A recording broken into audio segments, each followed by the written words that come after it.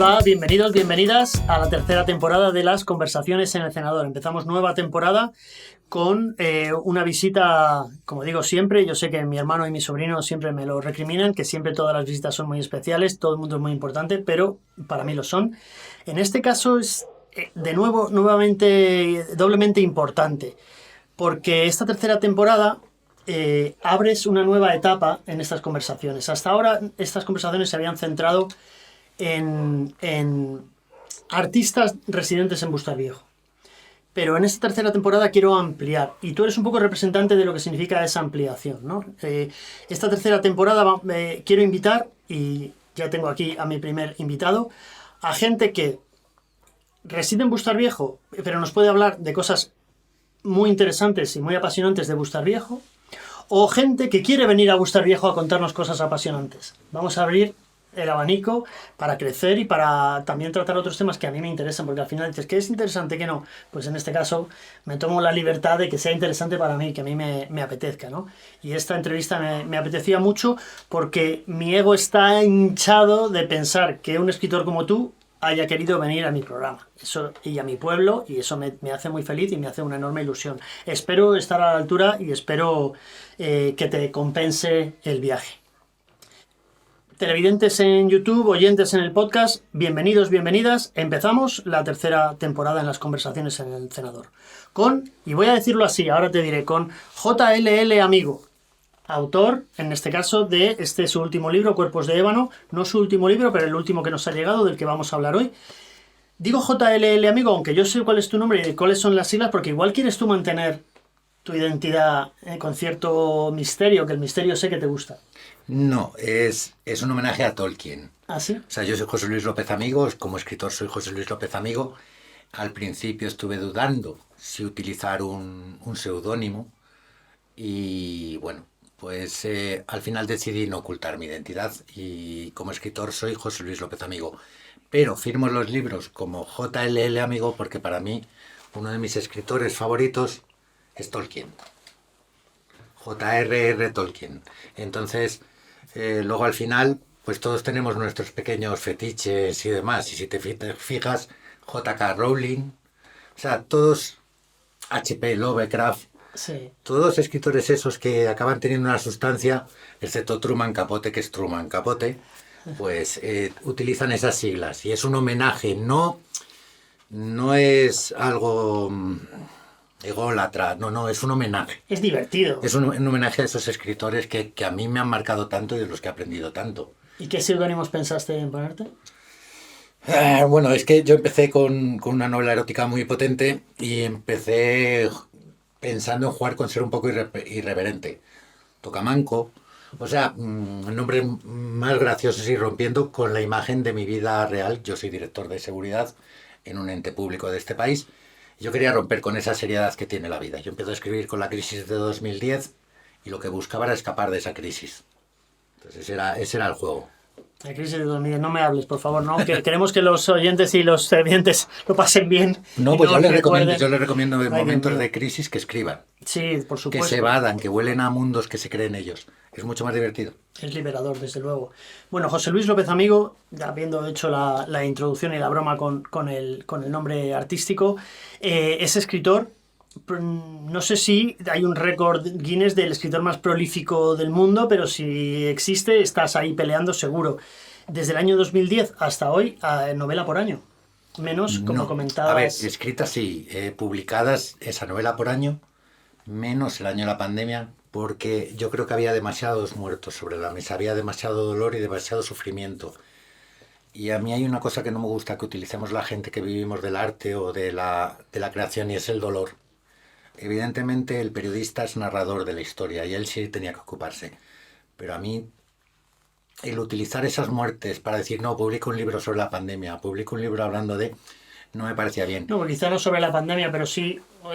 joder, mira, yo te voy a decir una cosa que te quería decir más tarde, pero esta novela en esta casa ha traído muchas alegrías. Creo que entiendes por dónde voy. En el momento de la pandemia... Y igual hubiera traído muchas alegrías a mucha gente una novela tuya con todo ese misterio y todo ese erotismo, ¿no? Hombre, yo sé que hay novelas mías que han arreglado muchos matrimonios y En otras este, que, y en otras este que echa los una han, mano, y te lo otras, digo. no, y otras que los han roto. O Ya. sea, me gusta mucho hablar sobre literatura erótica, me gusta mucho escribir erótico, pero además me gusta mucho escribir erótico como castellano que soy. O sea, como persona española, como persona latina, de sangre caliente. A mí no me gusta edulcorarlo. Me gusta que mis escenas eróticas no se guarden nada, vayan directas, sea como hablamos nosotros. Sí, mira, me estoy saltando un poco mi lista de preguntas, espero que me disculpes, que la hagamos un poco más así, tipo conversación. A mí me llevó en algunos puntos, y no sé si lo intentas o te estoy diciendo una locura, a mí me llevaba mucho al Opus Pistrorum de Henry Miller, me llevaba mucho a Henry Miller en esa Trópico. crudeza y en esa... Él era un enamorado del trópico también, ¿no? Eh, entonces, sí lo he sentido, todo eso que has dicho. Mira, la primera pregunta que yo te quería hacer, a modo de broma, pero te la quiero hacer de todas formas también para darle una importancia a que hayas venido a Bustar Viejo y a que los oyentes de Bustar Viejo y de la Sierra Norte saquen más provecho todavía a esta entrevista. ¿Tú crees que alguna vez llegará el tren a Bustar Viejo, a la Sierra Norte, en tu posición de privilegio? ¿Has oído algo por ahí que nos pueda hacer tener la ilusión de que será? Yo presenté un libro en Buitrago de Lozoya, Historias de un Cercanías, porque el alcalde de Buitrago hizo una apuesta muy grande para que el tren histórico, para hacer ese tren turístico que recorriese, y por desgracia no sirvió de nada. Es muy cierto que están muy centrados en los logros de la alta velocidad, en ese unir, es lo que da prestigio y demás. Pero mira, yo creo que lo próximo que puede llegar es Soto del Real, y juraré no haber dicho esto nunca. A Soto del Real. Soto del Real podría ser una próxima estación, porque nosotros tenemos muy cerquita de aquí unas instalaciones he pasado precisamente Soto, cerca del viaducto. Sí. Y bueno, ese es el Bueno, ya cual- se uno de los aprobó el cuarteles generales. presupuesto para sacar la maquinaria que está atrapada en el túnel, que ya era el primer paso para poder utilizar la vía del tren Madrid-Burgos. Te lo pregunto a modo de anécdota y a modo de broma también porque Ferroviario. eres ferroviario. Igual tenías alguna información que nos podía... Hasta Soto, hombre, eso sería fenomenal para todos los que vivimos en esta zona, que el tren llegue lo más lejos posible, Valdemanco, Bustar Viejo, teniendo la vía ahí, aunque la estación ahora está ocupada, no sé si lo sabes, la estación de aquí está ocupada por Traductores del Viento, que es un proyecto cultural maravilloso, que le está dando un uso increíble, pero si se pudiera compaginar, pues para todos nosotros y todas nosotras en la Sierra Norte, pues sería una cosa muy, muy ilusionante. El tren es maravilloso, yo os digo que no es porque trabaje en él, pero la verdad es que es un hilo vertebrador de este país. Yo O sea, cuando- es una maravilla. Vivir en Cercedilla con tren o vivir aquí sin tren, la diferencia es brutal. Pero bueno, retomamos lo que nos importa, que es tu obra. La novela negra, ¿te gusta mucho? La novela erótica, las has mezclado. Hubo un momento que sacabas los años pares una novela de intriga, los años impares una novela erótica. ¿Eso es una forma tuya para divertirte? ¿Responde a un mecanismo de mercado, de marketing? ¿Por qué esa dinámica de escribir de esa manera? Cuando realmente empiezo a escribir en el ordenador y me doy cuenta de que tengo esa agilidad y esa rapidez, pues yo empiezo con una historia que tenía grabada en la mente, porque yo, además de eso, he sido peluquero, hace muchos años, vengo de familia peluquera, Comercial también, he visto y yo peiné a todas las prostitutas de Madrid, ¿vale? Entonces yo tenía una historia clavada sobre ese tema de la prostitución, no apología de la prostitución, sino al final una denuncia, porque una prostitución de lujo como la que yo pinto en Dama Ardiente no existe. Y esa historia la quería contar. No es que alterne erótico con policíaco, yo es policíaco erótico junto, y luego al año siguiente, como he empezado a escribir tan mayor, 45 años es con la edad que publico, pues yo quiero demostrarme qué soy capaz de hacer. Entonces al año siguiente saco Historias de un Cercanías, que es una historia social. 2 años después saco Una bebida llamada Soledad, que es un homenaje a la canción de Billy Joel, El hombre del piano, Ajá. que en un momento la canción dice, son 5 perdedores en un bar, una tarde de Sí. sábado, y dice, they're sharing a drink they call loneliness. Loneliness. Ellos están compartiendo una vida llamada soledad. Y quería hacer mi primer novela de amor. Pues no me salió una novela que empieza hablando de los 80, de nuestra juventud en en ese Madrid tan vivo, un chaval que coge un local, se transforma luego en una historia de amor cuando aparece Nadia, la personaje protagonista, que es una pianista cantante, de la que se enamora el dueño del bar, y acaba en un thriller en los últimos capítulos con mucha tensión. Y luego después pues me paso a la novela histórica, pero claro, que en Follett hay uno. Y entonces yo decido cambiar y hago una novela histórica, pero utilizando un personaje que descubro en un informe Robinson, que para mí, pues bueno, descubro a Gino Bartali, que fue un ganador de 2 Tours y 3 Giro. Los 2 Tours lo ganó con 10 años de diferencia y es un personaje que es un verdadero héroe. Un tío al que le estuvieron acusando de ganar el Tour para Benito Mussolini, le llamaron fascista toda la vida, él nunca protestó y él tenía un secreto detrás, pero quien quiera descubrirlo, bueno, habrá visto el documental de Informe Robinson o que se lea mi novela Medallas en el Corazón, porque era un verdadero héroe. Y hago mi novela histórica, pero la hago en el siglo pasado en vez de en el siglo XI y con ciclismo. Encima hago una novela deportiva. Entonces voy buscando demostrarme. Quiero hacer una obra de teatro, la de miedo, que la tengo medio en la cabeza y preparada para escribirla, y probar todos los géneros, ver de qué soy capaz. Porque tú coges Dama ardiente, Falso sueño, El olor o Cuerpos de ébano, y sí tienen ciertos toques del esquema de la novela negra o policíaca, pero cada una es distinta. Y tú las lees y tienes que te das cuenta de que la ha escrito José Luis, pero a la vez, fíjate que es una saga que termina con la nueva, que la publicó en octubre, que es Un tiro en la nuca, pero tú las puedes leer sin tener que haberte leído la anterior. Solamente es esta última la que tienes que haberte leído las 3 anteriores para poder llegar a esa. Cuando tú dices que Bartali era un héroe, a mí me parece que es heroico también lo tuyo, ¿no? Empezar a escribir con 45 años, a publicar con editorial, porque ahora el autopublicarse es una opción. Tú tienes editorial en España, Pigmalión, tienes 531 en Colombia, escribes teniendo un trabajo a jornada completa, habiendo tenido una hija, y con todas las vicisitudes, ¿no? de la vida moderna. Eso sí, eso no es heroico que venga... No, eso es un placer. Eso es un ¿Cómo, placer. ¿Cómo lo consigues? ¿De dónde sacas el tiempo? El mérito lo tiene quien me lee, a quien le gusta lo que yo hago. Yo, a mí escribir, mi pareja actual lo sabe, mi esposa, que le robó tiempo a ella. Yeah. Es que es como un vicio.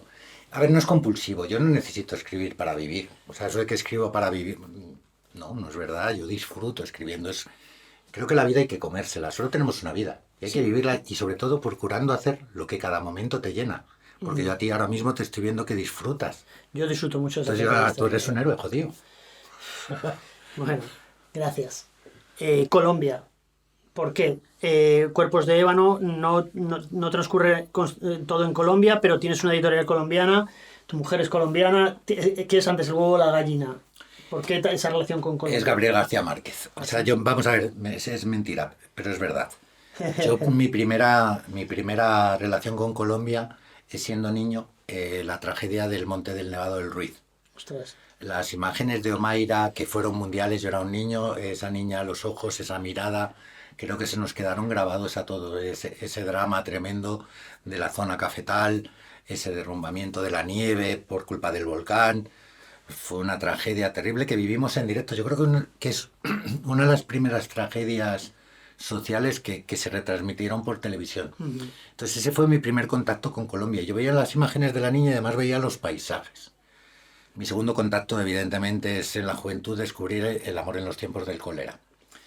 El amor en los tiempos del cólera, para mí, es la novela de amor más bonita escrita. 100 años de soledad, El coronel no tiene quien le escriba. Son libros magníficos y son geniales, porque es un señor que inventa un nuevo estilo, por eso le dan el premio Nobel.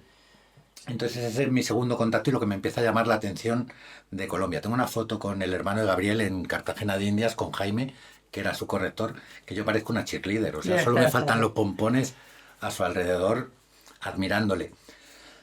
Pero mi contacto real con Colombia surge en 2017. Yo, mi editorial me propone, si al Pigmalión me propone ir a Colombia, hacemos una tour con la Filbo, la Feria del Libro de Bogotá, que se está celebrando actualmente, la del 2022, y allí descubro un país que es que se lo recomiendo a cualquiera. A pesar de todos los problemas, todos los dramas que tiene, es un país con una riqueza impresionante, tanto cultural como social, y la calidad de sus personas es tremenda. La calidad de sus escritores es muy grande. Y allí pues conozco a Carlos Vázquez Aguasqui, presidente del Pen Club Colombia. Yo soy vocal del Pen Club España. Entonces descubro un pueblo que es espectacular, una gente maravillosa, una cultura. Luego me recuerda mucho a la España de los 70, 80, esa alegría que había cuando todo eran perspectivas. Yo llego a Colombia, está el proceso de paz, pero es verdad que se ha acabado bastante el problema de los secuestros, el problema de la guerrilla. Vivo una situación mucho más tranquila, yo puedo pasear por Bogotá. Evidentemente voy a decir una frase que es muy colombiana: yo no puedo dar papaya, o sea, no puedo ir provocando, no puedes ir con el móvil, no puedes hacer ostentación de que tienes dinero. Y a mí nunca me dejaban solo porque dicen que yo soy muy europeo. Yo siempre me he visto muy latino, pero a mi edad madura descubro que tú serías, vamos, la bomba. Dios. Tú llegas a Colombia Soy un y no, yankee. no te dejan volver. No, Sí. te lo digo, no te dejan volver porque eres rubito, eres ojos azules, ojos verdes. Entonces descubro una sociedad que es maravillosa, y yo me he enamorado de Colombia. Conozco Cali, Medellín, Cartagena, Buenaventura, pero es que conozco a sus gentes. Evidentemente todo es un entorno muy literario. Son todos escritores, todo gente del arte, pintores, directores de cine, Víctor Gaviria. Entonces, la verdad es que cada viaje a Colombia ha sido... Joder. Y luego encima de conocer a mi esposa allí No, en me están dando feria la gana de ir. internacional, una feria internacional del libro, y sentir esa seducción desde el primer momento, pues para escribirle otra novela a ella. De hecho, tiene un par de relatos escritos a su nombre. ¿Es alguno de los personajes de...? No, en Cuerpos de Vano no. Ya tiene sus personajes en otras cosas. Una pregunta. Tú estudiaste Derecho como yo, hasta tercero, igual que yo, aunque yo tardé mucho más en llegar a tercero que tú. Yo estuve 8 años para llegar a tercero, tú probablemente estuviste solo 3. En tu novela y en tu conversación se ve un conocimiento de la literatura y un bagaje que no se aprende en la Universidad de Derecho. Por lo menos yo no lo aprendí ahí. ¿Cuál es tu bagaje para convertirte en escritor hasta el punto de este éxito, ¿no? De publicar un montón de novelas con editorial, de ir a la Feria del Libro 6 o 7 veces, de ir a la Feria del Libro en Bogotá, en Cali, ¿no? ¿Qué formación? ¿Cómo te formaste leyendo? Yo digo, a ver, me van a matar porque yo soy un hater de los cursillos estos de escritores y talleres de escritura. Yo creo que quien le gusta escribir, escribe. Evidentemente, también digo que si quieres aprender a escribir, tienes que leer mucho. Yo, ¿No es el camino del autodidacta un camino no, mucho más tenebroso? no, es mucho más divertido. Todos tenemos en Más nuestra largo. familia, todos tenemos en algún momento en nuestras vidas a alguien que nos influye por la música, por la literatura, Yo desde pequeño a mí tenía unos tíos, los padrinos. Ella era maestra, él era policía municipal, un cargo de la Policía Municipal de Franco. Y leía mucho, y a mí me enseñaron ese amor por la lectura. Luego en mi casa también me enseñaron el amor por la lectura y a seguir leyendo. Y luego en el colegio, pues yo estoy en el colegio de Crowley en Madrid, en Guzmán el Bueno. Tengo que reconocer que los profesores de literatura que he tenido, don Luis Medina, que era un tío magnífico, cuando hacías poesía era muy mala, te decía: haz poesía pero no odas. Entonces me han enseñado mucho a leer. Entonces lo realmente importante es que haya gente que quiera hacer cosas como tú y como yo. Eso hemos hablado aquí en estas conversaciones muy, muy a menudo. Vamos a pasar a Cuerpos de Ébano. Esta novela está muy bien, muy bien. Yo perdí la capacidad de leer en el confinamiento después de un ataque de ansiedad, que yo creo que muchos me entenderán y empatizarán conmigo, y perdí la capacidad de concentrarme en literatura, y me ha costado la vida retomar la lectura. Y libros que me han llegado como el tuyo o como el de Ramón Rodríguez, que es vecino y también estuvo aquí, que me ha llegado porque lo ha publicado y lo he comprado y lo he leído, me han hecho recuperar la lectura, con lo cual este libro tiene doble importancia para mí. Este libro está escrito a 4 manos y me gustaría hacerte una ristra de preguntas. ¿Por qué a 4 manos? ¿Por qué con Carlos? ¿Y cómo es un proceso tan personal repartido de esa manera? Pues surge con un whisky. Surge en esas noches de 2017, después de la Filbo, cuando los escritores colombianos y la gente del mundo editorial de Colombia nos acoge en sus casas y en las cenas que tenemos. Pues evidentemente las personalidades literarias se empiezan a acomodar, y con Rodrigo Argüello, con Carlos, empiezan a surgir propuestas, historias, y empezamos a hablar de distintos proyectos, y al final el que se transforma, el que se convierte en un hecho, es junto con Carlos Vázquez Aguasqui, Tenemos previsto escribir 2 novelas, una la dirige él y otra la dirijo yo. La que dirige él quiere decir que él crea la escaleta, creamos una escaleta marcando una historia. Luego se producen modificaciones por la personalidad de cada uno, pero la estructura de la novela se crea un cuerpo, entonces va un poco marcada y dirigida. Pero él escribe sus capítulos, los impares, y yo escribo los pares. Ese es el organigrama que marcamos. Él escribe, me lo envía, yo tengo 15 días para revisar lo que él ha escrito y luego escribir mi capítulo y enviárselo. Y él, con lo que él ha escrito, con lo que yo he escrito, revisa y escribe el siguiente capítulo. Y así hasta que llegamos al final. Y luego ya se pone en común. ¿Suena divertido? ¿Lo ha sido? ¿O... Sí, es divertido. Porque puede ser un infierno también, como tú No, dices. es divertido, porque yo ahora mismo, por ejemplo, estoy con Gabriel Neila, profesor de la Universidad de Alcalá, estoy escribiendo El Búho, un homenaje al autobús de Madrid, el nocturno, y es el mismo proceso. Y está siendo un poco más lento, pero también está siendo muy divertido. El problema es que la mayoría de los artistas creo que tenemos un ego muy grande. Y yo, la verdad es que el ego no juego con él. Y para escribir una novela a 2 manos, tienes que olvidarte del ego. Porque cuando yo te corrijo algo, cuando tú me corriges algo, tienes que entender que es por mejorar, no por criticarte tu estilo. ¿Y eso además, cómo se hace? ¿Cómo se domina el ego de un artista? Pues sabiendo que lo que buscas es un objetivo, marcando una finalidad. Tú quieres crear una obra, quieres que tenga un sentido y quieres que esa obra mejore. Evidentemente, si la recomendación que te hacen consideras que estropea o se habla, pero hay que hablarlo desde el encuentro, desde esa historia que quieres que llegue a su fin. La novela Cuerpos de Ébano, hay dos autores, pero hay muchas novelas. Hay una novela claramente de thriller, de una investigación, de un asesinato. Hay una novela erótica que conectan y se entrelazan. Luego hay partes que son alta literatura, que parecen no estar conectadas con nada, pero sí lo están. Referencias constantes a otros autores. Hay Cortázar aquí, hay ese puzzle, ¿no? Ese viaje de ida y vuelta de Cortázar. ¿Todo eso era intencionado? ¿O? Sí. A ver, Carlos es un profesor, es un catedrático. Carlos, en su escritura, aparte de ser muy académica, él siempre está dando lecciones, él siempre está mostrando ese conocimiento de la literatura que él tiene, las referencias a Mario Camus, las referencias a Francia, a la literatura francesa, a Toulouse. Toulouse, sabes que es una parte muy importante de la historia. Están buscadas, son intencionadas por parte de Carlos. Luego las referencias musicales, yo casi todas mis novelas tienen banda sonora. Yo amo la música, crecí con James Taylor, mi canción es You've Got a Friend, tienes un amigo. Entonces,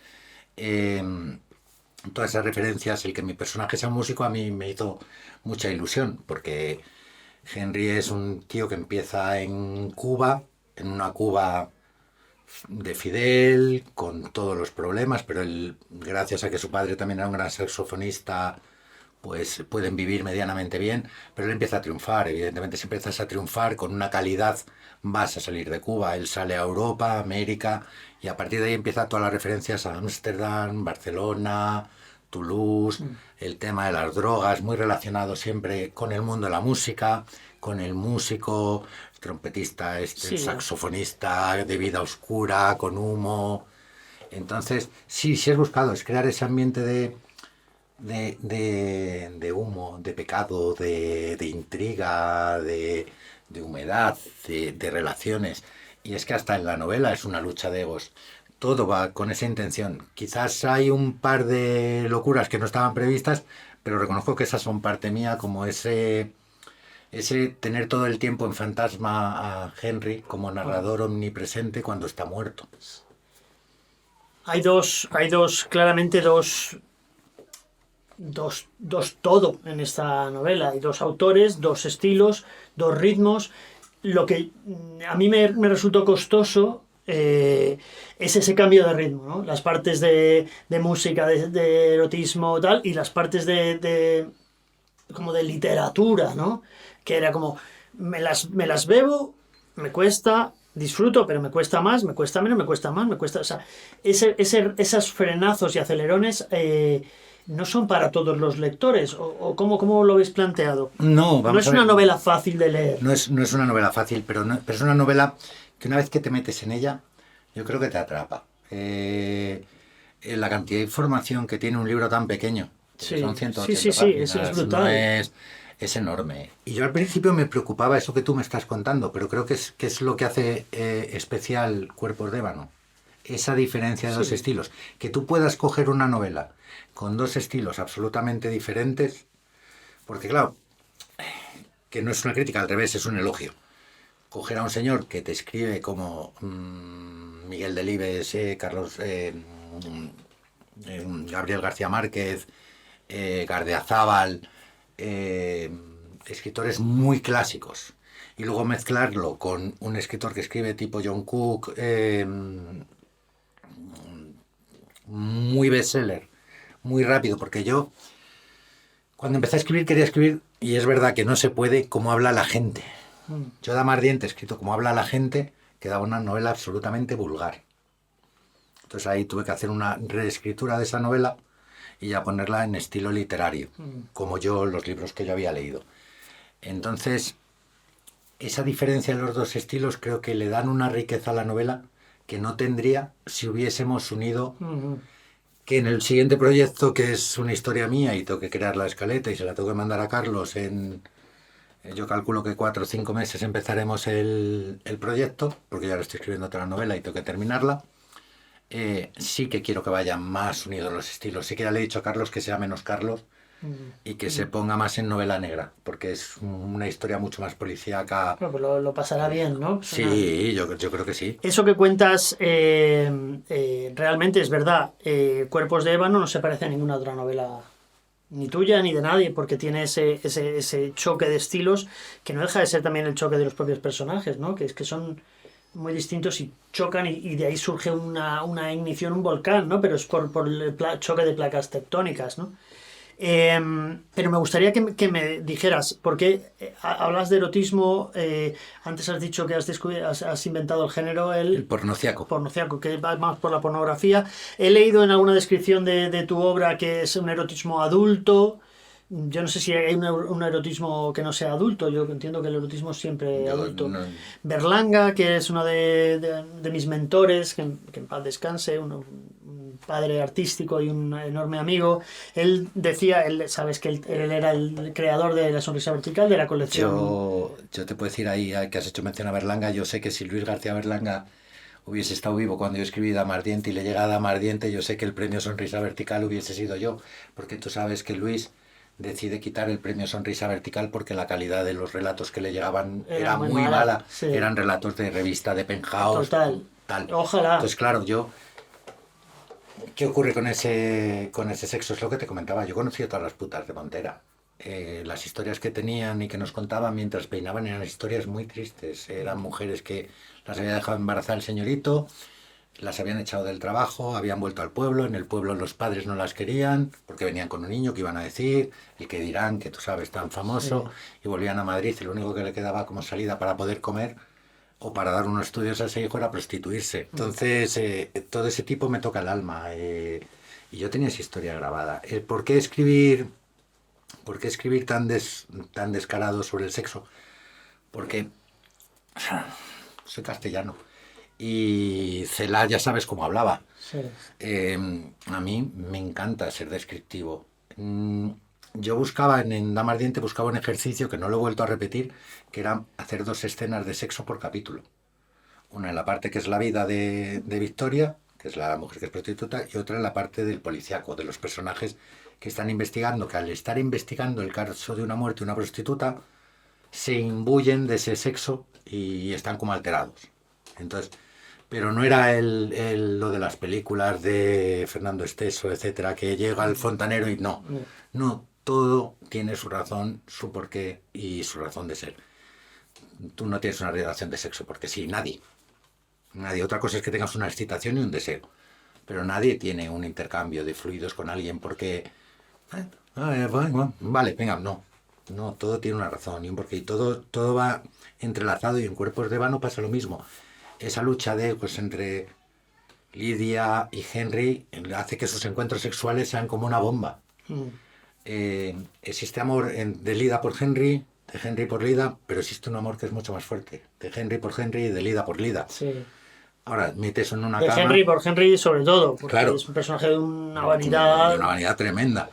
Y entonces surgió una tercera parte de la novela, que eso a mí me gustaría que lo descubriesen todos los lectores, que es esa verdadera historia de amor, el amor narcisista, el amor que provoca que al final esos dos personajes se hagan daño. Fíjate, aprovecho esto para decir, el daño en una relación no solo son los golpes, No, a veces es el psicológico, es el maltratar de mil maneras, tanto ellos a ellas como ellas a ellos. A ella le duele mucho como él se autodestruye casi tanto como... O sea, le duele más ver cómo se autodestruye que tenga relaciones con otras mujeres. Evidentemente. Eso es mucho más doloroso, es lo que tú dices. No te hago daño pegando, te hago daño haciéndome daño a mí. Eso es muy doloroso. Ver que la persona que amas se hace daño o entra en dinámicas de hacerse daño, ya sea con drogas como en el caso de Henry o con cualquier otra, ¿no? Con cualquier otra adicción, ¿no? Yo no quiero hablar mucho más del libro porque quiero que la gente tenga interés en leerlo y quiera leerlo. ¿Dónde lo encuentra la gente? ¿Dónde lo puede encontrar? En buscalibre.com y luego si alguien tiene necesidad a través mío o que se ponga en contacto contigo. ¿Ya no está en librerías? A ver, el libro está en Colombia en librerías. 531, aprovecho para volver a hablar de la editorial y de Néstor. Es una editorial colombiana que todavía no ha llegado a España. Entonces el libro está publicado en Colombia, está en Panamericana, está en la Librería Nacional, ahora mismo está en la Filbo, me acaban de mandar 2 fotos mientras hacíamos la entrevista en el stand de la Filbo del libro y de gente comprando el libro, pero aquí en España solo se puede adquirir a través de buscalibre.com o hablando contigo, te pones en contacto conmigo y yo tengo... ¿En la web de la editorial de 531 también? Sí, yo creo que también podría conseguirse. Y ya os digo, el trabajo que está haciendo 531 con esta novela es muy, muy bueno. O sea, yo estoy muy gratamente sorprendido de la implicación de una editorial independiente, del trabajo de Néstor, de Miriam, de Daniela, su jefa de prensa, del diseño de la portada, que también ha sido...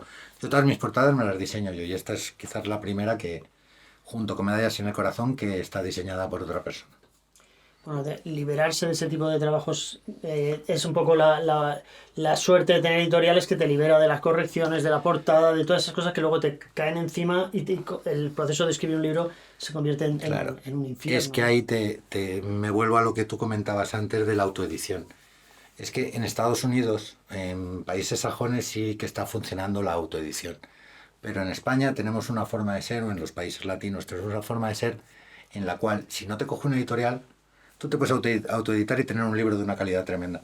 Pero la gente si dice, uy, este no trabajó en una editorial, este no vale. Pero porque tenemos esa forma de pensar. Pero está cambiando, ¿eh? Sí, pero yo sigo a varios... es poco a poco ese proceso. Hasta que un día alguien consiga ese boom y se den cuenta de que la calidad de un escritor no está en que lo seleccionen. Está al llegar ese momento. Por lo que veo de mis amigos escritores, lo que veo de streamers que sigo, de literatura, de cine, está al llegar ese momento. Y además será una buena sacudida para todas esas editoriales que se creen que el mundo del libro es de ellos, ¿no?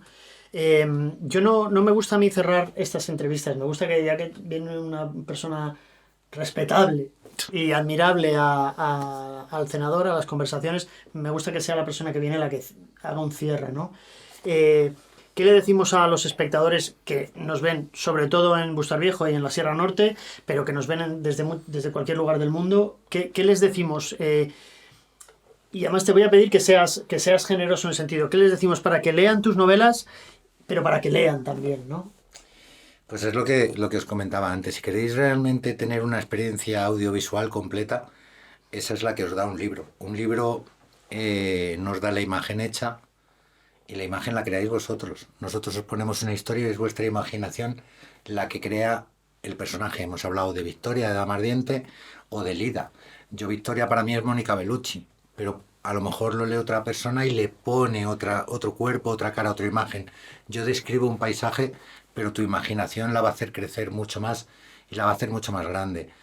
Y luego hay una cosa que sí que os pediría a todos. Evidentemente leer en el tren nos permite ahorrar tiempo, leer en el autobús, pero la experiencia de leer es sentarte, es poner esos 5 sentidos y relajarte, olvidarte los problemas, viajar a ese mundo que te están ofreciendo, a esas puertas que te están abriendo, que tú vas a rellenar de colores y te vas a ese mundo y te conviertes en un personaje más de la novela. Quizás un espectador, un personaje secundario, pero te formas parte de tu novela. Yo sé que he decidido ser escritor en el momento que menos libros se compran, que menos se lee, pero porque tenemos un montón de medios que antes no se tenían, o sea, hay muchos más motivos para distraerte, pero el libro sigue siendo la experiencia más completa. Luego un añadido, quiero darle las gracias a Guillermo, a sus conversaciones en el cenador y a Bustar Viejo por recibirme de la manera que me ha recibido, tan agradable, tan cómoda, con un pincho de tortilla que nos hemos comido antes de que nos recogiesen, en una sierra madrileña que es maravillosa. Buitrago, Torrelaguna, es un sitio donde debéis ir, debéis comer, debéis pasear y debéis disfrutar. Como buen madrileño que soy, evidentemente tengo que defender mi Madrid, a pesar de que ame Colombia. Pues muchísimas gracias. Yo he viajado con tu novela, efectivamente. Le podéis leer en sus novelas, en todos los sitios que ha dicho. También ha escrito novelas en Twitter, que esas no hemos hablado, no hemos tenido tiempo, ya lo hablaremos en la próxima entrevista. Y nada, muchísimas gracias por venir, lo he pasado fenomenal. Espero que te haya merecido la pena venir. Gracias a 531 por hacer la gestión y hacer lo posible. Y gracias a ti por venir. Yo espero que 531 acabe siendo una editorial colombo-española. Espero que utilizándome a mí y algún compañero mío consigamos su desembarco para la próxima Feria del Libro de Madrid. No la de mayo, que es el próximo 27, entonces no daría tiempo, pero que para la siguiente Editorial 531, por sus méritos y su capacidad de tratar bien a los escritores, desembarque en España. Hombre, si es así, desde luego se lo merece. Sí. Pues nada, muchas gracias a todos, gracias a todas por estar ahí viéndonos, escuchándonos. Bienvenidos a la tercera temporada, empieza fuerte, espero mantener el nivel. Hombre, Hasta pronto. Espero haber mantenido el nivel yo también, porque para mí es un verdadero placer y orgullo estar contigo, Guillermo. Seguro que sí. Gracias.